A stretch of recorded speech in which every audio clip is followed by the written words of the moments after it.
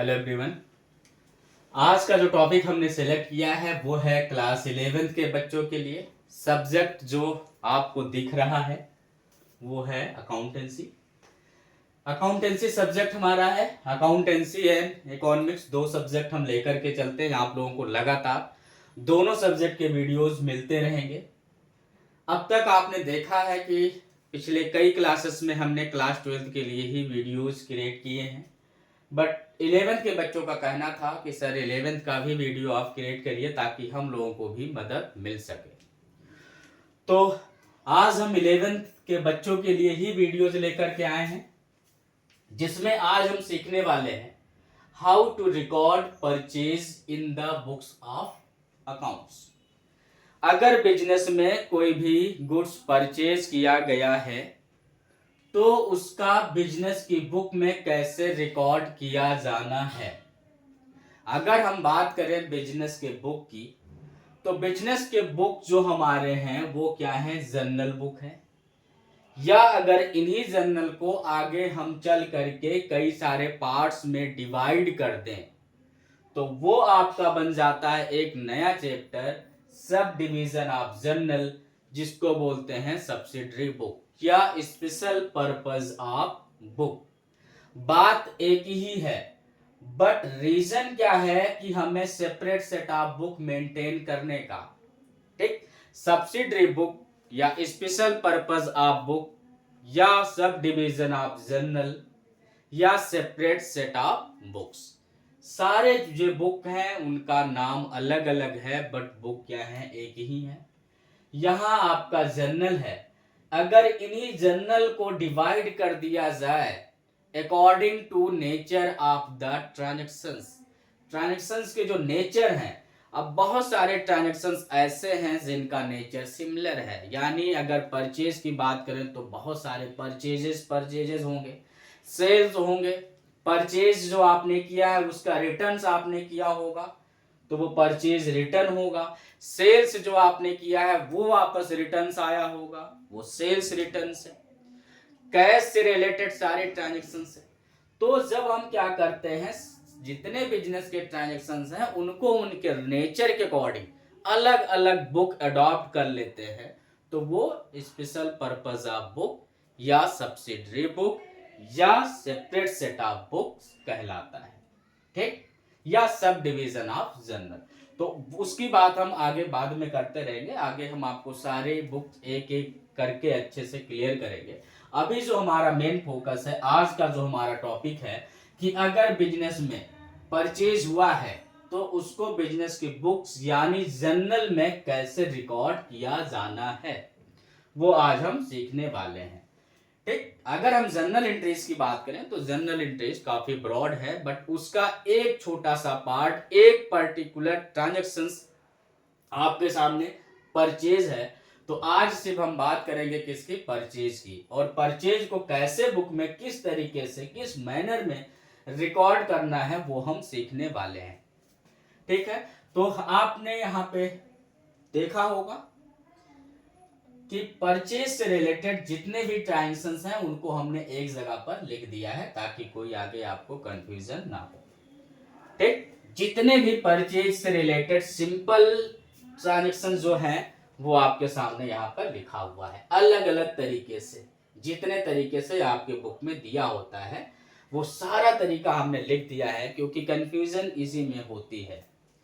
तो आप यहाँ पे देख रहे हैं कि सबसे पहला जो हमने यहाँ पे लिखा है वो क्या है, आपका परचेज गुड्स फॉर ₹110,000।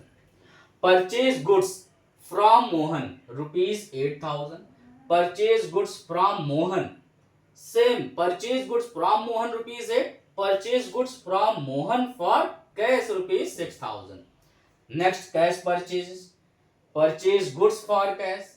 तो जितने तरीके से आपको बुक में उलझाया जाता है, अलग अलग तरीके से आपसे पूछा जाता है, और अगर आपके पास कॉन्फिडेंस है कि हाँ हमसे गलती नहीं होगी परचेज से, भले वो कितना घुमाए, तो आप गलत नहीं करेंगे। ठीक, तो उन सारे ट्रांजेक्शंस को यहां पर हम कवर करने वाले हैं। ठीक, तो सबसे पहले हम देख लेते हैं फॉर्मेट। किस चीज का फॉर्मेट हम देखते हैं, जर्नल का, ठीक। और इनको समझते हैं। जर्नल का फॉर्मेट अगर हम देखें तो टोटल कितने कॉलम है, 5 कॉलम है। किसमें, जर्नल बुक में।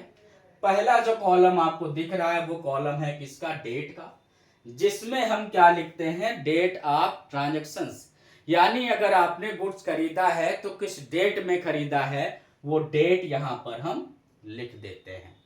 सेकंड है क्या हुआ है, खरीदा है, बेचा है, रेंट पेमेंट किया है, जो भी इवेंट है, ठीक, जो भी ट्रांजैक्शंस हुए हैं वो यहां पर लिख देते हैं।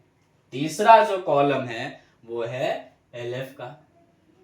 अब एलएफ बच्चे पढ़ लेते हैं, बट उनको आज तक यही नहीं पता चलता कि इसका यूज क्या है। सारे बच्चे पूछते हैं सर इसका यूज तो है ही बुक में, फिर भी बट फॉर्मेट है, यूज इसलिए नहीं है, उसके कई सारे रीजन है, वो भी हम किसी एक दिन किसी भी वीडियोस में कवर कर देंगे, क्योंकि हम नहीं चाहते कि वीडियोस आपका काफी लंबा हो। जो मेन पॉइंट है वो यहाँ पे हम कवर कर रहे हैं, ठीक है। छोटे से वीडियोस में आपको सब कुछ मिल जाएगा।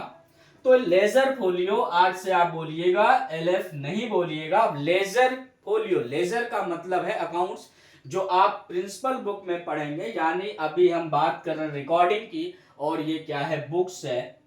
और रिकॉर्डिंग का जो प्रोसेस है हमारा, जिस प्रोसेस को फॉलो करते हुए ट्रांजैक्शंस को रिकॉर्ड करते हैं, वो प्रोसेस क्या कहलाता है, जर्नलाइजिंग। क्या कहलाता है, जर्नलाइजिंग। जर्नल की बुक में ट्रांजैक्शंस को रिकॉर्ड करना क्या कहलाता है, जर्नलाइजिंग कहलाता है, ठीक। अब हम बात कर रहे हैं लेजर फोलियो की। तो अभी हम ट्रांजैक्शंस को किस में रिकॉर्ड कर रहे हैं, जर्नल की बुक में, ठीक। अब अगर हम बात करें कि इन ट्रांजैक्शंस को आगे क्या कुछ होना है, जी बिल्कुल होना है। इन ट्रांजैक्शंस को हम आगे पोस्ट करने वाले हैं किसमें, लेजर में, जो हम पढ़ते हैं किसके अंडर, क्लासिफिकेशंस, ठीक। तो अभी हम जर्नलाइजिंग कर रहे हैं, इसके बाद हम पोस्टिंग करेंगे, यानी जर्नलाइजिंग बोले या इसको रिकॉर्डिंग बोले। अभी हम बिजनेस के ट्रांजैक्शंस को बुक में रिकॉर्ड करते हैं, इसी को बोलते हैं प्राइमरी बुक। प्राइमरी बुक बोलते हैं या बुक्स ऑफ ओरिजिनल एंट्री बोलते हैं। प्राइमरी बुक बोलने का रीजन क्या है, ये भी क्वेश्चन बहुत बार पूछा गया है। प्राइमरी बुक कहने का मेन रीजन ये है कि सबसे पहले ट्रांजैक्शंस को हम जर्नल में ही रिकॉर्ड करते हैं, ठीक। जहां से हमारा कोई भी ट्रांजैक्शन ओरिजिनेट होता है, क्रिएट होता है, इंस्टेंटली सबसे पहले हम रिकॉर्ड किस में करते हैं, जर्नल में रिकॉर्ड करते हैं, इसीलिए ये प्राइमरी बुक है। उसके बाद हम इसी ट्रांजैक्शंस को लेजर में पोस्ट करते हैं। अब समझ में आएगा आपको ये बात। अब लेजर के जिस पेज में पोस्ट करते हैं वो पेज नंबर वापस आकर के जर्नल के लेजर फोलियो में यहां पर हम लिख देते हैं। मान लेते हैं यहां पर कोई भी ट्रांजैक्शन हमने रिकॉर्ड किया, और इन ट्रांजैक्शंस को वापस हमें कहां करना है, पोस्ट करना है, किसमें, लेजर में। तो लेजर के जिस पेज पर हमने इन ट्रांजैक्शंस को पोस्ट किया है वो पेज नंबर वापस आके यहां लिख देते हैं। अब बात आती है कि इसकी जरूरत यहां नहीं होती, इसलिए नहीं होती क्योंकि यहां पर हम एक ही पेज में पढ़ रहे हैं। लेजर भी हमारा, हम यहां पर क्या अभी समझ रहे हैं, चीजों को प्रैक्टिकली नहीं कर रहे हैं, तो इसलिए यहां पे जरूरत नहीं है। लेकिन क्या आप इंडेक्स नंबर में पेज नंबर लिखते हो, लिखते हो, क्यों लिखते हो, क्योंकि सेम ये इंडेक्स नंबर की तरह एक्ट करता है। आपका कोई नोटबुक हो या आप खुद नोटबुक प्रिपेयर कर रहे हो, तो उसमें इंडेक्स नंबर में एक पेज नंबर होता है, तो सेम काम वही करता है। क्यों वहां पेज नंबर में क्या रिकॉर्ड किया जाता है, सर जो भी टॉपिक हमारा होता है चैप्टर, वो किस पेज से किस पेज तक का है वो पेज नंबर यहाँ लिख देते हैं। क्यों लिखते हो सर, ताकि हम इंस्टेंटली फाइंड आउट कर पाए कि ये चैप्टर कितने से कितने पेज तक है। तो बात तो यहाँ भी वही है कि इन ट्रांजैक्शंस को हमने लेजर में पोस्ट किया है। अब लेजर में कोई भी ट्रांजैक्शन देख रहे हैं, उसकी पास्ट हिस्ट्री हमें देखना है, तो तुरंत वहां पे हमें मिल जाएगा कि ये ट्रांजैक्शंस जर्नल के इस पेज पे है। तो लेजर में जर्नल फोलियो यूज करते हैं और जर्नल में हम लेजर फोलियो यूज करते हैं। जर्नल में लेजर का पेज नंबर और लेजर में जर्नल का पेज नंबर। अब आपको समझ में आ गया होगा फोलियो का कंसेप्ट। डेबिट में हम डेबिट अमाउंट, क्रेडिट में हम क्रेडिट अमाउंट। ये जो बेस्ड है हमारा डबल एंट्री पे बेस्ड है। आपने पढ़ा होगा डुअल एस्पेक्ट कंसेप्ट या डबल एंट्री सिस्टम, ठीक, डबल एंट्री सिस्टम ये कहता है कि कोई भी ट्रांजेक्शन अगर हम करते हैं तो एटलीस्ट वो 2 अकाउंट्स को अफेक्ट करता है या एटलीस्ट 2 पार्टियां इन्वॉल्व होती हैं। ठीक, एक को डेबिट करते हैं और दूसरे को हम क्रेडिट करते हैं।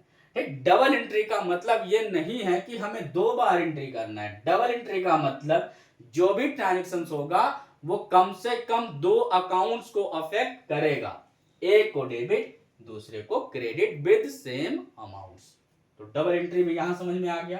फॉर्मेट की अगर बात करें तो फॉर्मेट भी आपको समझ में आ गया जर्नल का। जर्नल क्या है? जर्नल एक प्राइमरी बुक है, इसको books of original record, books of original entry, इसी को प्राइमरी बुक। और आगे चल करके हम क्या करते हैं, पढ़ते हैं सब डिवीजन ऑफ जर्नल, या उसको कहा गया सेपरेट सेट ऑफ बुक्स। ठीक, आगे चल करके उसको हम और कई नामों से जानते हैं, सब्सिडरी बुक्स। ठीक, तो अब वो बुक क्या है, इसी के बाद जब ये हमारा फेल हो जाता है तब हम अडॉप्ट करते हैं सेपरेट सेट ऑफ बुक्स, यानी सब डिवीजन ऑफ जर्नल। इसी जर्नल को कई सारे बुक्स में क्या कर देते हैं, डिवाइड कर देते हैं। ये फेल क्यों होता है? ये फेल इसलिए होता है क्योंकि बिजनेस अगर छोटा है, बिजनेस का जो ऑपरेशन स्केल है वो छोटा है। बिजनेस में अगर एक दिन में बहुत कम ही ट्रांजैक्शंस अगर होते हैं तो जर्नल से काम चल जाएगा। लेकिन अगर बिजनेस में लाखों ट्रांजैक्शंस हो रहे हैं तो किसी एक पर्टिकुलर अकाउंटेंट के द्वारा सारे बिजनेस को या बुक कीपर के द्वारा सारे ट्रांजैक्शंस को रिकॉर्ड करना पॉसिबल नहीं होगा। उस केस में क्या करते हैं, हम इन्हीं जर्नल को कई सारे बुक में तोड़ देते हैं। अब बात आती है कि कई सारे बुक में फिर यही होगा कि कौन सा ट्रांजेक्शन किस में जाएगा, तो उन्हीं के नेचर के अकॉर्डिंग हम क्या करते हैं, बुक्स एडॉप्ट करते हैं। सेम अगर बात करें तो जब हम पढ़ना स्टार्ट करते हैं तो हमारे पास एक ही नोटबुक होती है, एक ही कॉपी होती है, उसको हम ऑल इन वन, यानी उसी में हम इंग्लिश पढ़ लेते हैं, उसी में मैथमेटिक्स और उसी में सारे सब्जेक्ट। लेकिन हाँ, जैसे जैसे हम बड़े होते हैं, जब स्टार्टिंग में पढ़ना शुरू करते हैं तो हमारे पास जो मटेरियल्स होते हैं, जो इंफॉर्मेशन होती है वो बहुत ही कम होती है, तो एक ही बुक में वो हो जाता है। लेकिन जैसे ही हमारा क्लास बड़ा होता है, स्कोप बढ़ने लगता है, सिलेबस बढ़ने लगता है, तो अलग अलग सब्जेक्ट का अलग अलग बुक हम अडॉप्ट कर लेते हैं। ठीक, तो वही कंसेप्ट यहाँ पर है। जब हमारे इंफॉर्मेशन ज्यादा हो जाएंगे, और उसके बाद भी आपने देखा होगा कि कुछ सब्जेक्ट ऐसे हैं वो फिर भी बच जाते हैं, क्योंकि अब SUPW, आर्ट्स, म्यूजिक, योगा, ठीक, बहुत सारे क्लासेस, तो उनका भी हम एक कॉपी फिर भी रख लेते हैं और एक में हम फिर उसको सारे सब्जेक्ट को जो बच जाते हैं उसको नोट कर लेते हैं। सेम वही यहाँ पे है। जिनके मैटर्स ज्यादा हैं, जिनके ट्रांजेक्शन ज्यादा हैं, उनका तो हम बुक अडॉप्ट कर लेते हैं, बट जो रेयरली होते हैं उनको फिर हम इसी में, और ये जब सब्सिडरी बुक में जाता है तो ये अपना नाम बदल देता है और ये वहां जर्नल प्रॉपर हो जाता है। ठीक, चीजें समझ में आ गई होंगी कि हम सब्सिडरी बुक क्यों अडॉप्ट करते हैं और जर्नल क्यों अडॉप्ट करते हैं। जब बिजनेस का ऑपरेशन स्केल छोटा होगा, ट्रांजेक्शन बहुत कम होंगे, तो जर्नल में ही रिकॉर्ड कर लेंगे। ठीक, लेकिन अगर हमारा ऑपरेशन स्केल बड़ा हो जाएगा, दिन भर में लाखों ट्रांजेक्शन रिपीट होंगे, तो अलग अलग बुक, और आगे चल करके ठीक, ये purchase book, sales book, purchase return, sales return and cash book, mostly हमारे इंपॉर्टेंट जो बुक हैं ये 5 हैं। ठीक, अब अगर हम आगे बात करते हैं कि ये हमने पढ़ लिया जर्नल, इसको हम क्या बोलते हैं, प्राइमरी बुक। और जो प्रोसेस है हमारा जर्नल को जर्नल में ट्रांजेक्शन से रिकॉर्ड करना, वो जर्नलाइजिंग या रिकॉर्डिंग कहलाता है। ये हमारा फर्स्ट स्टेप होता है अकाउंटिंग प्रोसेस का। आपने अकाउंटिंग को डिफाइन किया होगा, accounting is an art of recording, classifying and summarising, ठीक, इन अ सिग्निफिकेंट मैनर या सिस्टमेटिक मैनर। ठीक, तो यहाँ पर जो हम ट्रांजेक्शन रिकॉर्ड कर रहे हैं सिस्टमेटिक मैनर में कर रहे हैं, क्रोनोलॉजिकल ऑर्डर में कर रहे हैं। ऐसा नहीं कि जो ट्रांजेक्शन कल हुआ था उसको आज की डेट में, और आज हुआ है उसको 2 दिन बाद की डेट में, क्रोनोलॉजिकल ऑर्डर में जैसे जैसे ट्रांजेक्शन हमारा अकर हुआ है, क्रिएट हुआ है, उसी सीरियल्स में, सीक्वेंस में रिकॉर्ड करेंगे। और दूसरी चीज है कि हर ट्रांजेक्शन को हम किसमें, मॉनेटरी टर्म में, मनी में मेजर करके रिकॉर्ड करेंगे। तो वो आपने पढ़ा होगा मनी मेजरमेंट कंसेप्ट। ठीक, ये चीजें हमारी समझ में आ गई। Total column 5, date, particulars, ledger folio, debit amount, credit amount. Ledger folio हमेशा आपको बोलना है ताकि ये चीजें आपके प्रैक्टिस में आ जाएं। एलएफ बोलते हैं, हटा देते हैं, जब कोई पूछता है तो हम बता नहीं पाते कि ये होता क्या है, बस होता है ये बोल देते हैं। ठीक, तो आज का जो हमारा मेन टारगेट है, जो हम पढ़ने वाले हैं, वो है हमारा परचेज। कि सर अगर कोई भी बिजनेस में गुड्स हो या कोई भी फिक्स्ड असेट हो, बिजनेस में याद रखना हम दो चीज खरीदते हैं, एक तो दोबारा बेचने के लिए और एक बिजनेस में रखने के लिए, जिसकी हेल्प से हम बिजनेस को ऑपरेट कर पाए। जो बिजनेस के ऑपरेशनल में यूज किए जाएं, उस पर्पज से खरीदा जाए तो वो क्या कहलाता है, फिक्स्ड असेट। और जो दोबारा से बेचने के लिए खरीदा जाए वो क्या कहलाएगा, गुड्स। अब चीजें क्लियर आ गई। ठीक, कि सर अगर हम जो भी चीजें बिजनेस में रखने के लिए, ऑपरेशनल में यूज करने के लिए, ऑपरेशन में हम उसको प्रयोग करने के लिए खरीदते हैं, तो वो हमारे लिए फिक्स्ड असेट होती है। और जो चीजें दोबारा बेचने के लिए खरीदा जाए वो हमारे लिए गुड्स होता है। चीजें क्लियर हो गई। ठीक, यानी गुड्स मीन्स होता है परचेजेस फॉर रीसेल। ठीक, और asset, fix asset means purchase for held in business for use in business operations.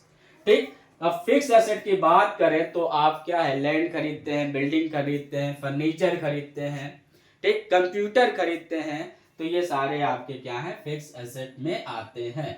ठीक, तो अब दोनों में डिफरेंस समझ में आ गया होगा। काफी जरूरी था डिफरेंस समझना कि गुड्स क्या होता है और फिक्स एसेट क्या होता है, क्योंकि उसका यूज अभी यहां पर होगा।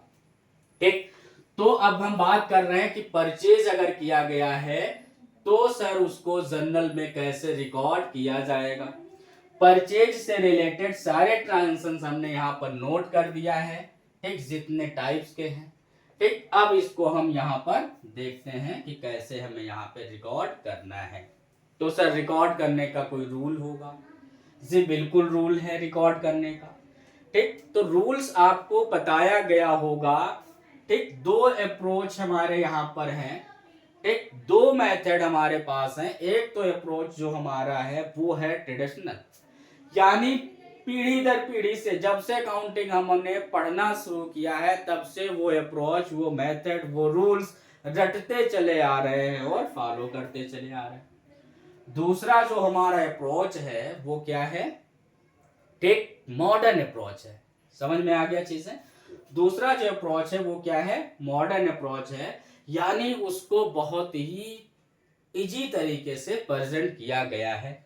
ठीक, तो अब आपने पढ़ा होगा एक ट्रेडिशनल रूल, उसमें आपने क्या किया कि सर जितने भी ट्रांजेक्शंस हम करते हैं उन ट्रांजेक्शंस को अगर हम देखें तो वो 3 कैटेगरीज में डिवाइड हो जाते हैं। अगर हम बात करें कि टोटल 3 बॉक्स हमारे हैं, तो जो भी ट्रांजेक्शंस होगा वो उन तीनों बॉक्स में से किसी ना किसी बॉक्स में से रिलेट करेगा। अब बॉक्स की बात करें, यानी यहाँ अकाउंट्स की बात अगर करें तो as per traditional approach there are 3 types of accounts. कौन कौन से? सब personal accounts, real accounts and nominal accounts. जी हाँ, यही है। इसका आपने रूल सीखा होगा। जी सीखा है। क्या सीखा सर?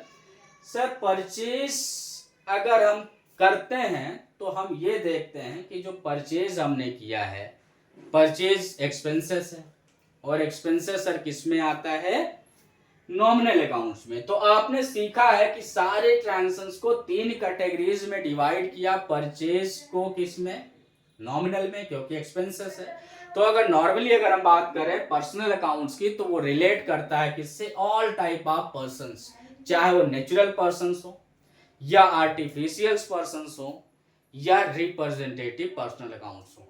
क्योंकि अकाउंट्स को अगर हम क्लासिफाइड करें तो कितने टाइप्स के हैं, 3 टाइप्स के। किसके according, as per traditional approach. कौन कौन से, personal, real, nominal. Personal account relate to the persons, group of persons and representative personal accounts. ठीक, पर्सनल अकाउंट्स अगर हम यूं ही कहें तो फर्दर 3 क्लास में डिवाइड हो जाता है, natural persons, artificials and representative. Sir दूसरा अकाउंट्स क्या है? दूसरा अकाउंट्स हमारा है रियल अकाउंट्स। जितने भी बिजनेस में असेट्स आएंगे या बिजनेस के बाहर असेट्स जाएंगे, यानी अगर हम असेट की बात करें फिक्स असेट की, तो उनका नेचर क्या होता है? रियल होता है। ठीक, अब बात करें बिजनेस में और क्या बचा। सर बिजनेस में खर्चे हुए, लॉस हुए, एक्सपेंसेस हुआ, गेन हुआ, ठीक, रेवेन्यू हुई, यानी जितने भी इनकम, हमारे खर्चे, हमारे एक्सपेंसेस, लॉसेस, गेन, प्रॉफिट जितने भी हैं वो सब नॉमिनल में चले जाएंगे। ठीक, तो हमने कैटेगराइज कर लिया sir, there are 3 type of accounts, personal account, real account and nominal account. ठीक है सर। अब आप क्या, अगर आपने रूल याद कर लिया तो क्या क्वेश्चंस आप कर पाते हैं? सर नहीं कर पाते। ठीक, क्यों नहीं कर पाते?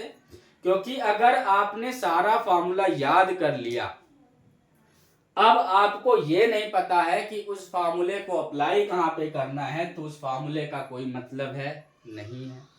मेडिकल स्टोर की अगर बात करें तो सारी बीमारी की दवा वहां पर अवेलेबल होती है। ठीक, बट आप किसके पास जाते हैं? डॉक्टर के पास। डॉक्टर ही बताता है किस बीमारी में कौन सी दवा लेनी है। तो दवा तो आपके पास सारी अवेलेबल है, फिर भी उसका कोई मतलब नहीं है। फार्मूले आपको सारे याद हैं, बट ये नहीं पता है कि उसको अप्लाई कहां पे करना है, तो भी बेकार है। यानी मेन चीज है आइडेंटिफिकेशन, आइडेंटिफाई करना आपको आना है। तो यहां पर आपने जब 3 अकाउंट्स के 3 रूल बताए गए तो रूल याद कर लिया, बट अकाउंट्स नहीं पहचान पा रहे हैं, प्रॉब्लम तो यही आ गई। ठीक, रूल आपने सीखा, पर्सनल का क्या सीखा? Sir debit the receiver and credit the giver. ठीक है, बिल्कुल सही है। रियल का आपने क्या सीखा? सर रियल रिलेट करता है असेट से। बिजनेस में सर जब भी असेट आएंगी तो डेबिट, और बिजनेस के बाहर जाएंगी तो क्रेडिट। चीजें क्लियर हैं? ठीक, अब बात आती है और क्या बचा? सर एक्सपेंसेस एंड लॉसेस बचे। सर एक्सपेंसेस लॉसेस को डेबिट करते हैं और इनकम एंड गेन्स को क्रेडिट करते हैं, यानी debit all expenses and losses, credit all income and gains. ठीक है सर, रूल भी हमने सीख लिया। किसके अकॉर्डिंग? Sir traditional approach. एक और आया है मॉडर्न अप्रोच, उसके अकॉर्डिंग अगर हम क्लासिफाइड करें अकाउंट्स को तो कितने टाइप्स में? 5 टाइप्स में क्लासिफाइड कर दिया गया है, उसको और इजी कर दिया गया। सर 5 टाइप के अकाउंट्स कौन है? सर पहला असेट अकाउंट, दूसरा लायबिलिटी, तीसरा कैपिटल, चौथा एक्सपेंसेस लॉसेस, पांचवा इनकम एंड गेन्स। तो सर सारे कवर हो गए, इसमें बचा क्या? जी हाँ, बिल्कुल सब कुछ कवर हो गया।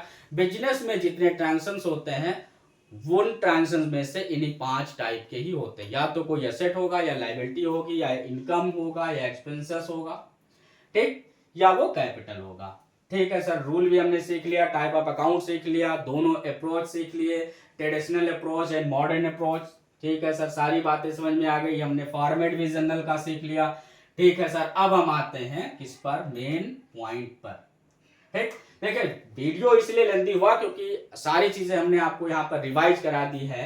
जो भी चीजें आपने पढ़ा है हर चीज हमने आपको बता दिया। प्राइमरी बुक क्या होती है, जर्नल क्या होता है, ठीक, और इसी को हम क्या बोलते हैं? प्राइमरी बुक बोलते हैं, इसी को बोलते हैं बुक्स ऑफ ओरिजिनल एंट्री। आगे चल करके ये सब डिवाइड हो जाता है डिफरेंट टाइप ऑफ बुक्स में, उसको सब डिवीजन ऑफ जर्नल बोलते हैं या सब्सिडरी बोलते हैं।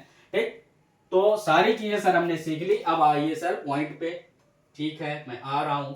एक जो हमारा टॉपिक है वो क्या है? How to record purchase in the books of accounts. Sir ठीक है, बिल्कुल रिकॉर्ड कर रहे हैं। अभी अभी हम इस क्लास में क्या सीखने वाले हैं? सिर्फ परचेज से रिलेटेड ही ट्रांजेक्शंस। ठीक है सर, अब हम यहाँ पर 1 बाय 1 पढ़ते हैं। ठीक, अभी तो हम जनरल एंट्री रिकॉर्ड करेंगे सेम इसी फॉर्मेट में, बट अभी हम जो यहाँ पर सीखने वाले हैं, देखिए रूल्स आपको याद है, अभी हमने आपको बताया, फिर भी आप क्वेश्चंस नहीं कर पा रहे हैं, तो यहां हम पढ़ने वाले हैं कि अगर हमें रूल्स नहीं पता है तो कैसे होगा। रूल सिर्फ याद आप करते हैं, अप्लाई नहीं कर पाते। सिंपल सा आसान तरीका, मजा आने वाला है। अब तैयार हो जाइए। ठीक, जिनको भी अकाउंट्स टफ लग रहा है, जनरल एंट्री टफ लग रही है, वहां जहां आपको मजा आने वाला है, आप कहेंगे सर ये तो कमाल कर दिया आपने। ठीक, ना कोई रूल्स अप्लाई करेंगे, ना कोई फॉर्मूला, डायरेक्ट हम आपको बता देंगे और डायरेक्ट सारी एंट्रीज हो जाएंगी। ठीक, सारी एंट्रीज हमने कवर की यहाँ पे।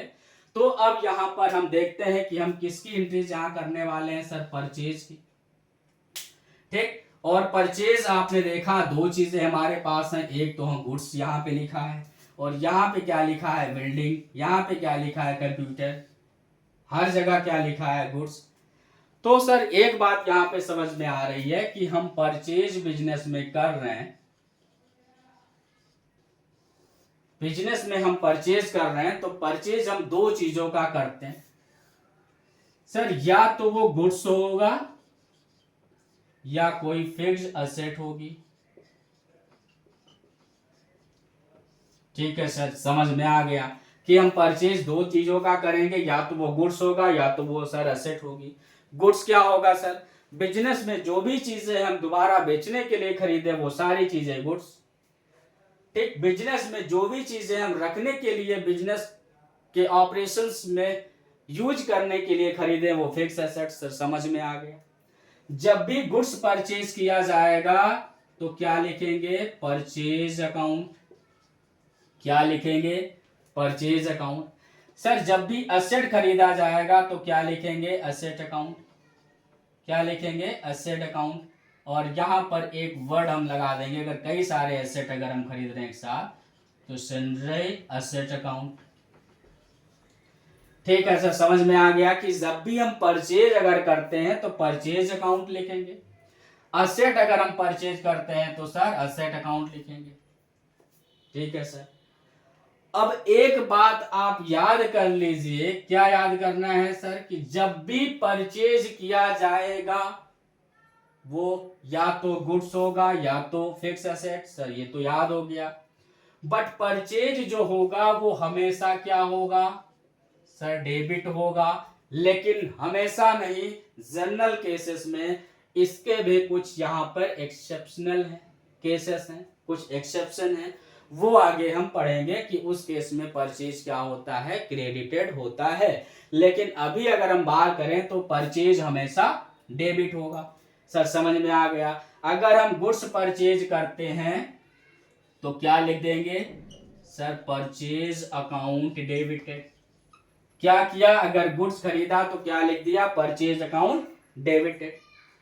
अब आपको जब पता चल गया कि परचेज डेबिट है और हमेशा होगा जनरल केसेस में, अगर हमने गुड्स खरीदा है तो कहीं ध्यान, कोई रूल्स रेगुलेशन कंसेप्ट प्रिंसिपल नहीं, परचेज रट लो कि हमेशा डेबिट होगा जनरल केसेस में। सर डेबिट कर दिया, अब रुक जाओ, अब आपको ये ध्यान देना है कि परचेज तो हमारा हो गया, यानी डुअल एस्पेक्ट की बात करें तो एक एस्पेक्ट हो गया सर, दूसरा आप कुछ नहीं है। दूसरे में आपके पास कितने ऑप्शंस हैं, दो।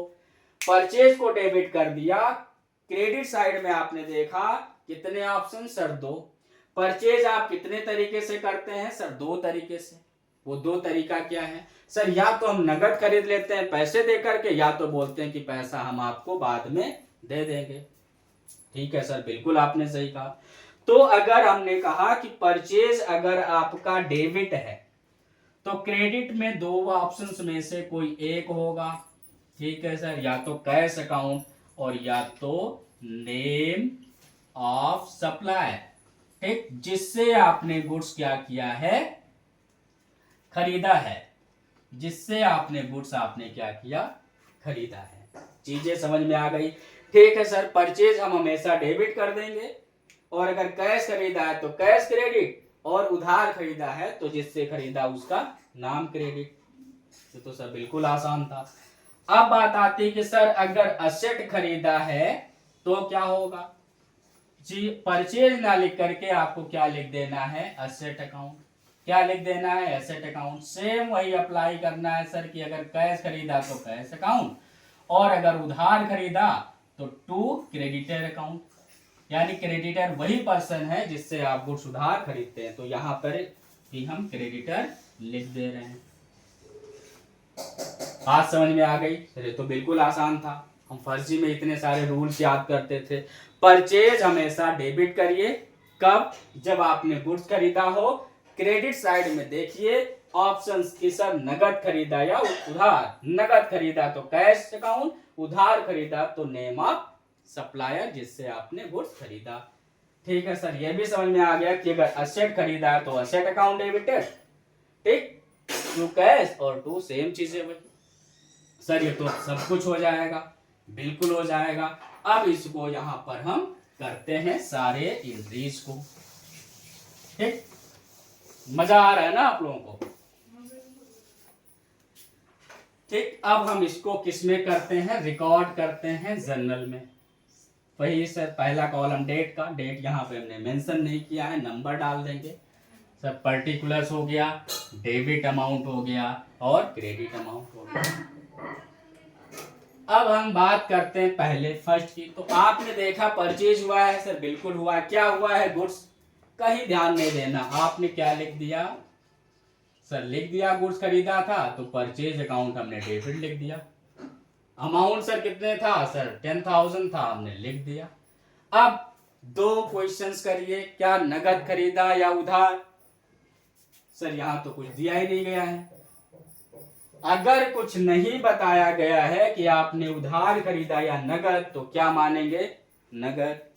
ठीक है सर, नगद खरीदा है तो लिख देंगे सर टू कैश अकाउंट्स, और यहाँ पर सेम अमाउंट लिख देंगे सर। ये तो बहुत आसान था। यहाँ पे हम लिख देंगे बीइंग, और जो हुआ है ठीक वो लिख देंगे। ठीक, गुड्स परचेज। ठीक, नरेशन यहाँ पे लिख देंगे सर। ये तो हो गया। अब सेकंड में आप देखिए, सेकंड में क्या लिखा है? Purchase goods from Mohan.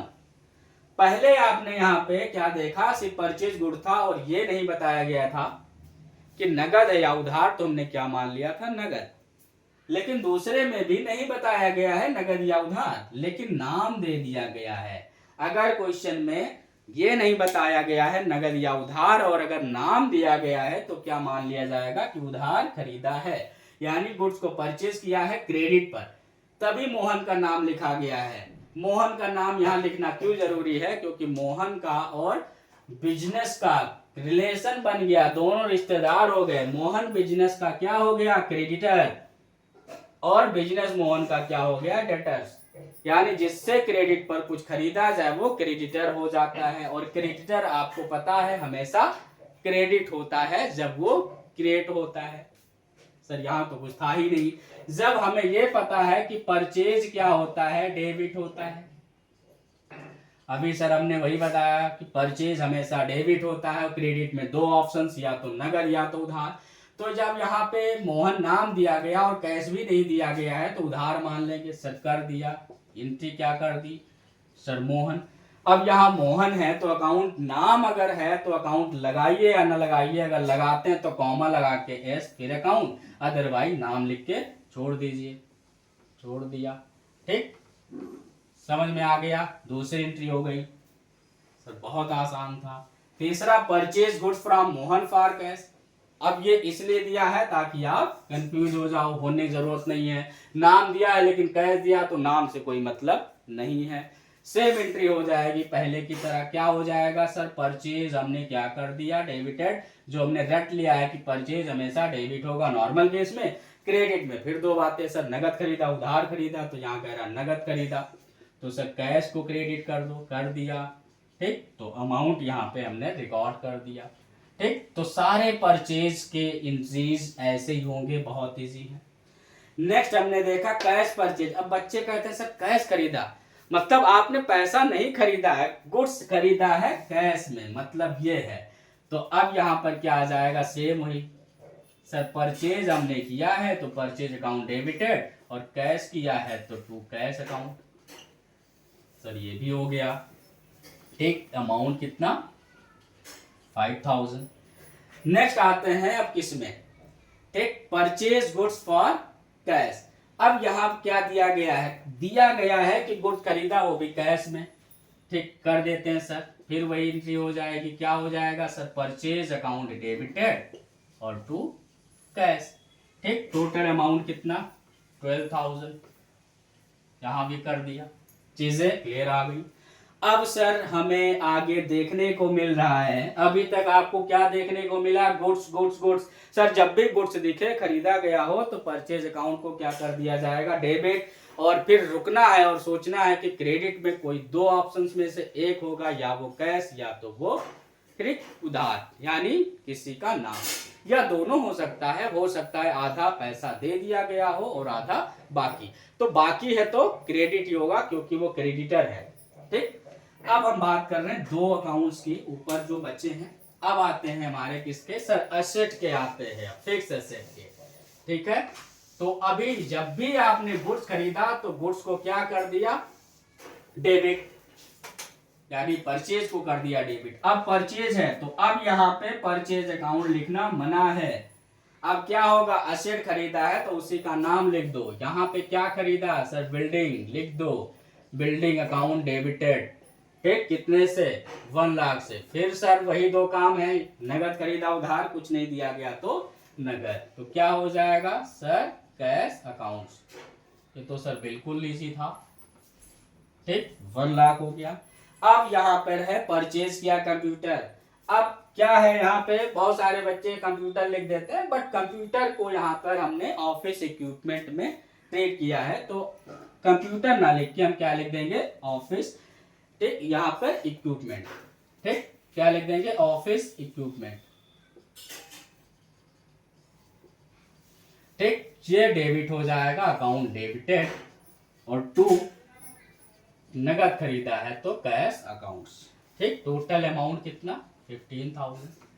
ठीक, फाइनली इन हम यहाँ पर क्या करते हैं, जनरल को क्या कर देते हैं टोटल, और डेबिट अमाउंट टोटल कर लेते हैं, और दोनों क्या आते हैं, हमेशा इक्वल आते हैं। तो चीजें समझ में आ गई होंगी। ठीक, परचेज हमेशा क्या होगा, डेबिट होगा। किस केस में सर, जनरल केस में। तो सर क्रेडिट कहाँ होगा, उसका हम अगले वीडियोस में आपको समझाएंगे कि परचेज क्रेडिट कब होगा। ठीक, तो परचेज हमेशा डेबिट होगा। कब परचेज डेबिट होगा सर, जब गुड्स खरीदा जाएगा। ठीक, अगर एसेट खरीदा गया तो सर एसेट डेबिट हो जाएगा। ठीक है सर, समझ में आ गया। खरीदते हैं दो ही चीज है, या तो गुड्स या तो फिक्स एसेट। गुड्स खरीदेंगे परचेज डेबिट, फिक्स एसेट खरीदेंगे तो fix asset debit. Sir credit में दो ही ऑप्शन, या तो कैश या तो किसी का नाम। अगर नगद खरीदा तो कैश अकाउंट, उधार खरीदा तो जिससे खरीदा उसका नाम। ठीक, बहुत सारी चीजें आज हमने इस वीडियोस में कवर की है। रूल्स भी हमने समझ लिया, पढ़ लिया। डबल एंट्री क्या होता है वो भी पढ़ लिया। फॉर्मेट हमने जनरल का सीख लिया। सब्सिडरी बुक हमने नाम सीख लिया, समझ लिया क्या होता है सारी चीजें। ठीक, रिकॉर्डिंग क्या होता है, जनरलॉजी क्या होता है, यानी इस चैप्टर में हमने बेसिक्स बहुत अच्छे से क्लियर किए हैं। ठीक, तो अगला जो वीडियोस हमारा आएगा वो किस पर बेस्ड होगा सर, एक्सेप्शनल केसेस हैं किसके, परचेज के। कि परचेज हम कहते हैं हमेशा डेबिट होता है, बट कुछ केसेस ऐसे हैं जहां पर क्रेडिट होता है। तो अच्छे से इस क्वेश्चन को रिवाइज करिए, और आपके बुक में जितने परचेज से रिलेटेड ट्रांजेक्शंस हैं, चाहे वो गुड्स हो या असेट्स हो, सबको सॉल्व करिए। उसके बाद अगर आपको लगता है कि कहीं डाउट्स है, सॉल्व नहीं हो रहा है, तो कमेंट बॉक्स में उसका आप हमें पिक क्लिक करके सेंड करिए, उसको भी हम समझा देंगे। ठीक, तो चीजें समझ में आ गई होंगी। मजा आया आज की क्लास में। ठीक, बहुत अच्छे से, बिना रूल्स, बिना कंसेप्ट, बिना प्रिंसिपल कहीं यूज नहीं हुआ है, और सारे परचेजेस और 50% आपके ट्रांजेक्शन्स में, क्वेश्चंस में परचेज ही भरे होते हैं। ठीक है, तो ये तो सिंपल ट्रांजेक्शन्स परचेज के थे, जहां पर कोई ट्रेड डिस्काउंट नहीं था, तो वो हमने यहाँ पर किया है, और यहाँ पर जीएसटी भी नहीं था। तो अभी सिंपल हमने सीखा है, तो बाकी कॉम्प्लिकेटेड जितने भी होंगे वो भी आ जाएगा। ठीक है, तो इसको सॉल्व करिए, और अगले वीडियोस का आप इंतजार करिए, जल्दी से जल्दी आप लोगों के सामने आ जाएगा। तब तक के लिए बाय, टेक केयर।